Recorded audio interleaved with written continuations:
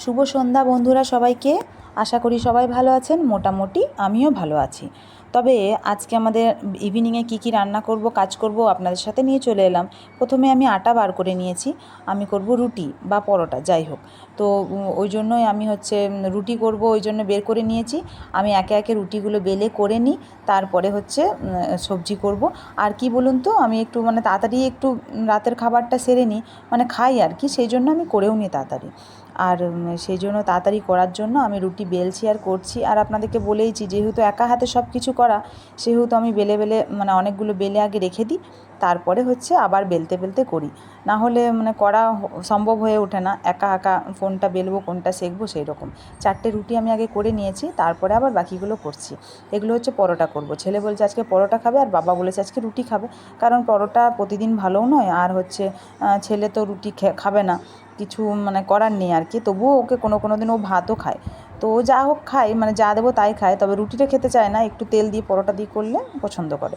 তো সেই জন্য করেই দিচ্ছি, আর আমিও খেয়ে নেবো রুটি, সেই জন্য করে করে দিচ্ছি। আর আমার আছে নাইট ডিউটি, তাই তাড়াতাড়ি রান্নাবান্নাটা করে নিই, কমপ্লিট করে খেয়ে দিয়ে তারপর রেডি হব আর কি। ছেলেকেও একটু পড়তে বসিয়ে নিয়েছি, এর মধ্যে যতটুকু হয় পড়িয়ে নেব, আর কি করা যাবে। খুবই অসুবিধা হয়, এত সব শিফটের ডিউটি করে ছেলেকে একটু সেরকম নজর দেওয়া হয় না আর কি। তবে আপনারা বলবেন হয়তো ভিডিও করার সময় হয়, অ্যাকচুয়ালি আমার এটা খুবই শখের জিনিস। আর এই যে ভিডিও করছি, দেখতেই পাচ্ছেন যে আমি রান্না করছি, কাজ করছি, এগুলো তো করতেই হবে, তাই ক্যামেরাটা অন করে করি আর কি। খুব ভালো লাগে আমার জিনিসগুলো শেয়ার করা আপনাদের সাথে, সেই জন্যই। তবে যতটুকু সময় পাই ছেলেকে সময় দিই না এরকম নয় আর কি, কিন্তু ডিউটি থাকলে প্রতিদিন আমার একই সময় হয় না। বাচ্চাদের কি একটা সময় পড়তে বসালে একটা মনের যোগ বাড়ে আর কি। তবে আমার সেটাই হয় না, হয়তো প্রতিদিন সন্ধ্যাবেলায় পড়তে বসলে ঠিক, কিন্তু আমার সেই পড়তে বসানো হয় না। আর ইভিনিং থাকলে পড়তে বসানো হয় না, নাইট থাকলে পড়তে বসানো হয় না। তবুও আজকে সন্ধ্যে সন্ধ্যে বসিয়ে দিয়েছি, আর ওসব পড়িয়ে নিয়ে তারপর আমি এই কাজটা করছি। আর যেতেও হবে 8টার সময় ডিউটি, তার আগে কতক্ষণ, ছেলে তো একটু খেলবেও বিকেলে, সেই বহুত মুশকিল হয়ে পড়ে আর কি। তবু এরকমভাবেই যতটুকু টানা যায় টেনে নিয়ে যাই। তো যাই হোক, তো এই যে আমার করা হয়েই গেল রুটিগুলো, বাকি বেলা হয়ে গেল, রুটিগুলো কমপ্লিট হয়ে গেলে আমি ঘুগনি ঘুগনি আর কি আজকে সবজিটা করব বলেছিলাম। তো ভিজানো আছে ছোলাগুলো, তবে হাজব্যান্ড দেখছি আজকে বাজার গেছিলো, ও বলছে একটু ঘুগনি নিয়ে এসেছি। তো ওই ঘুগনি দিয়ে আজকে খাবারটা খেয়ে নেবো, তাহলে পরোটা খেয়ে নেবো, আর রুটিও বাবা ঘুগনি দিয়ে খেয়ে নেবে। আর তাহলে একটু ঘুগনি একটু মিষ্টি হলে ব্যাস, আর কিছু চায় না, আমাদের রুটি খাওয়া হয়ে যাবে শেষ। আর হাজব্যান্ড তো একদম রুটি খাওয়া ছেড়েই দিয়েছে, ও মুড়ি খাবে। তো এই যে আমার কমপ্লিট হয়ে গেলে আর দুটো পরোটা করে নিই, তাহলেই হয়ে যাবে। আর এই যে বেশি নেই আর কি, ছেলের জন্য আর আমার জন্য। বাবা আজকে রুটি খাবে, তাই বাবার জন্য রুটিই করে দিলাম, আর পরোটাও করা এক্ষুনি হয়ে যাবে। আর নাইট ডিউটিতে এই খেয়ে চলে যাব। খাবার আগে নিয়ে যেতাম, কিছু কেক টেক, রাত্রেবেলায় প্রচণ্ড খিদে পেয়ে যেত, তবে এখন একদম ছেড়ে দিয়েছি খাবার। বিকেল বিকেল খাবারটা খেয়ে নিই, আর সারা রাত কিছু খাই না। খিদে পায় তবে জল খাই, তো চেষ্টা করছি এরকম করে খাবার টাবার খেতে।